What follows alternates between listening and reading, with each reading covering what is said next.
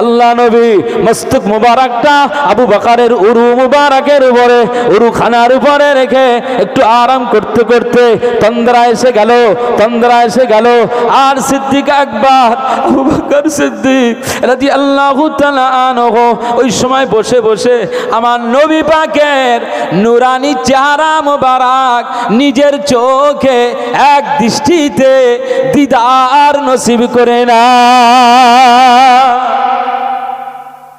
হুজুরের মস্তক মোবারক এখানে, আবু বকর সিদ্দিক হুজুর এক দৃষ্টিতে হুজুরের চেহারা খানায় দেখছেন।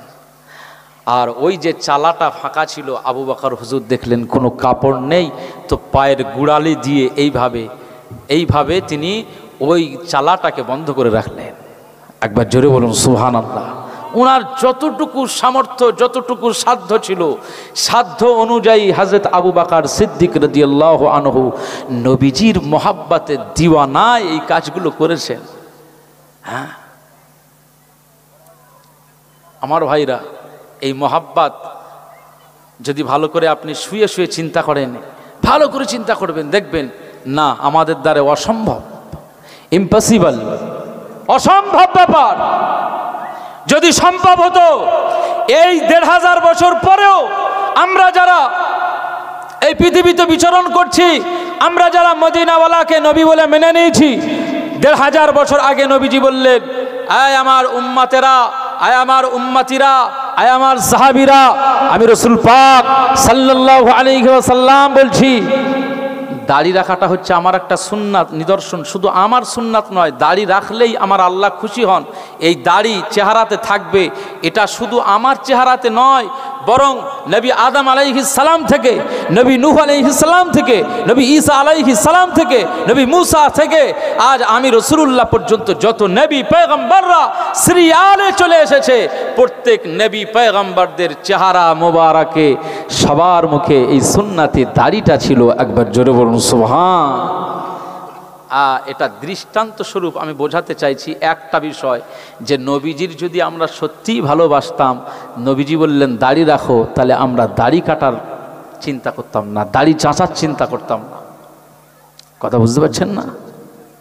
সিদ্দিক আকবর আবু বকর সিদ্দিক হুজুর হতে হবে, পারবেন।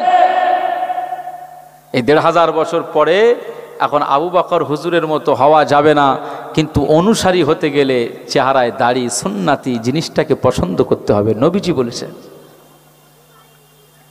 মুসলমানের ছেলেরা, হে নবীর উম্মত উম্মতিরা, খুব খেয়াল করে শুনুন। সিদ্দিক আকবর আবু বকর সিদ্দিক আল কুরাইশি রাদিয়াল্লাহু আনহু, ইসলামের প্রথম খলিফা, মুসলিম জাহানের প্রধান খলিফা হযরত আবু বকর সিদ্দিক রাদিয়াল্লাহু আনহু, সেই সময় পায়ের গোড়ালি দিয়ে গর্তটাকে বুঝিয়ে রেখেছেন, চালাটাকে বুঝিয়ে রেখেছেন। আল্লাহ নবী দিন ও দুনিয়ার বাদশা হাবিবুল্লাহকে, নবী জনাবে মুহাম্মদুর রাসূলুল্লাহকে সাল্লাল্লাহু আলাইহি ওয়াসাল্লাম মাথা মুবারক, নুরানি মস্তক মুবারক খানাটা হযরত আবু বকরের উরু মুবারকে রেখে আরাম করেন। আর আবু বকর সিদ্দিক হুজুর এভাবে গোড়ালিটা দিয়ে চালাটাকে ঢেকে রেখেছেন। এমন সময় সিদ্দিক আকবর আবু বকর সিদ্দিক রাদিয়াল্লাহু আনহু অনুভব করছেন যে চালার মধ্যে থেকে কিছু একটা পোকা মাকড় পায়ে দংশন করছেন। না, আবু বকর সিদ্দিক রাদিয়াল্লাহু তাআলা আনহু এই দংশন পাওয়ার পরেও পা নাড়ায় না, পা সরায় না, পা হটিয়ে দেয় না, কদমটাকে চালার মধ্যে এইভাবে রেখে দিয়েছে। আবু বকর সিদ্দিক রাদিয়াল্লাহু তাআলা আনহু চালার উপরে, গর্তের উপরে কদমটাকে রেখে দিলেন। ভিতর থেকে দংশন হয়, দংশনের তীব্রতা বেড়ে যায়, বারবার দংশন আসে, বারবার তীব্রতা বেড়ে যায়, এত তীব্রতা বেড়ে যায় গোটা শরীরে যন্ত্রণা শুরু হয়ে যায়। আবু বকর সিদ্দিক রাদিয়াল্লাহু তাআলা আনহুর শরীর সবুজ হয়ে যায় বিষক্রিয়ায়। আবু বকর সিদ্দিক রাদিয়াল্লাহু আনহুর শরীরটা বিষক্রিয়াতে চেহারাটা সবুজ হয়ে গিয়েছে। আবু বকর সিদ্দিক রাদিয়াল্লাহু আনহু আর সহ্য করতে পারেন না, এমন সময় সব কিছু ধৈর্য ধারণ করবার পরেও হযরত আবু বকর সিদ্দিক রাদিয়াল্লাহু আনহুর নিজের চোখের পানিটার সহ্য করতে পারলেন না।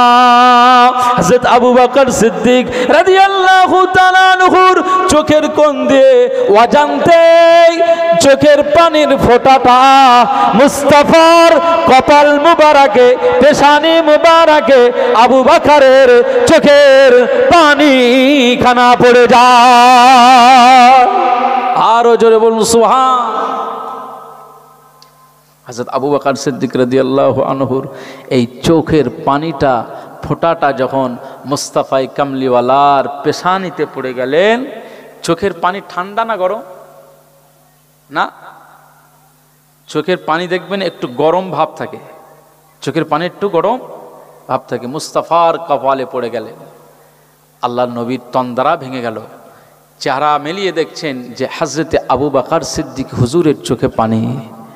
আবু বকর, আবু বকর, আল্লাহর নবী উঠে পড়লেন, কি হয়েছে তোমার? আবু বকর সিদ্দিক রাদিয়াল্লাহু আনহু, কি হয়েছে তোমার? চেহারাটা সবুজ হয়ে গিয়েছে, তোমার চোখে পানি, ব্যাপারটা কি?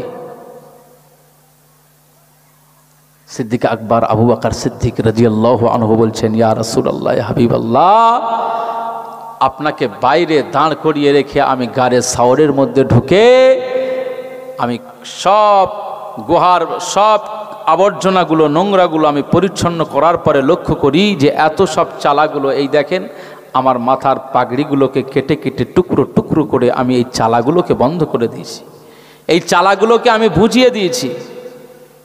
ইয়া রাসূলুল্লাহ, হাবিবাল্লাহ, আমার আশঙ্কা হয়েছে যে হয়তো কোনো পোকামাকড়, বিষাক্ত পোকামাকড় এর ভিতরে রয়ে গিয়েছে, আর সেই বিষাক্ত পোকামাকড় আমার নবীজি এর ভিতরে আরাম করবেন, আমরা সবাই এর ভিতরে আরাম করব, হয়তো দংশন করতে পারে, বার হয়ে আমাদেরকে জ্বালা যন্ত্রণা দিতে পারে।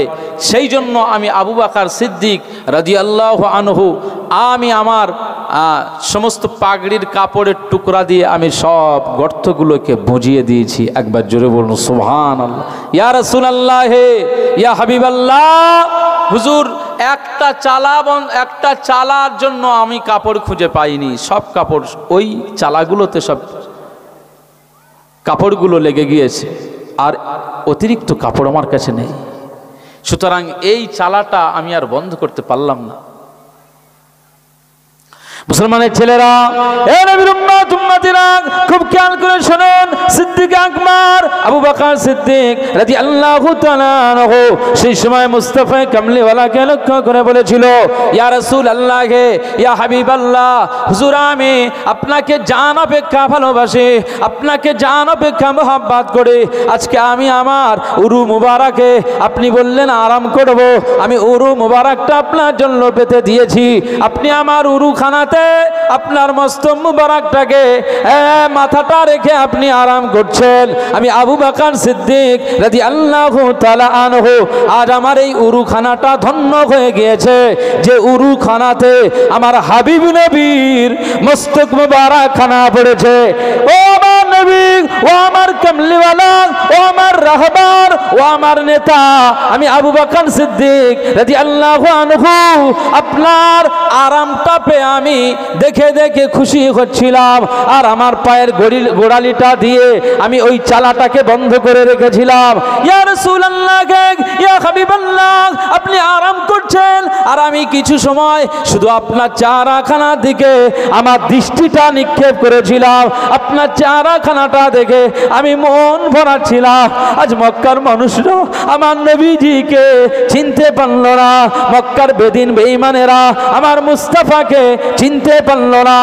আজ মুহাম্মাদুর রাসূলুল্লাহ সাল্লাল্লাহু আলাইহি ওয়াসাল্লামকে এত অত্যাচার তারা চালায়, আজ তার নিজের বাসস্থান ছেড়ে আমি আবু বকরকে নিয়ে এই গুহার ভিতরে এসে আমার কোলে আরাম করছেন। ইয়া রাসূলুল্লাহ, ইয়া হাবিবাল্লাহ, আমি আবু বকর সিদ্দিক সিদ্দিক এই চিন্তাটা করছিলাম, এমন সময় আমার পায়ে ওই চালার মধ্যে থেকে কিছু একটা পোকা আমার পায়ে দংশন করে, আমি সেই দংশন বারবার পাচ্ছিলাম। আর তার জ্বালা যন্ত্রণা এত তীব্রভাবে আমার প্রভাবিত করেছে, আমি সহ্য করতে পারছিলাম না। আমি আবু বকর সিদ্দিক রাদিয়াল্লাহু তাআলা আনহু, আমিও আপনার আরামটাকে ব্যাঘাত ঘটাতে চাই না। আপনি আমার কোলে আরাম করছেন, এক্ষেত্রে আমি ব্যাঘাত ঘটাতে চাই না, কিন্তু আমি ওই যন্ত্রণা সহ্য করতে পারলাম না। ইয়া রাসূলুল্লাহ, ইয়া হাবিবাল্লাহ, আমি সব কিছু সয়েছি, কিন্তু আমার চোখের পানিটাকে নিবারণ করতে পারলাম না। চোখের কোণ দিয়ে পানিটা গড়িয়ে গিয়ে আপনার পেশানি মুবারকে আমার চোখের পানিটা পড়ে যায়। আরো জোরে বলুন সুবহানাল্লাহ।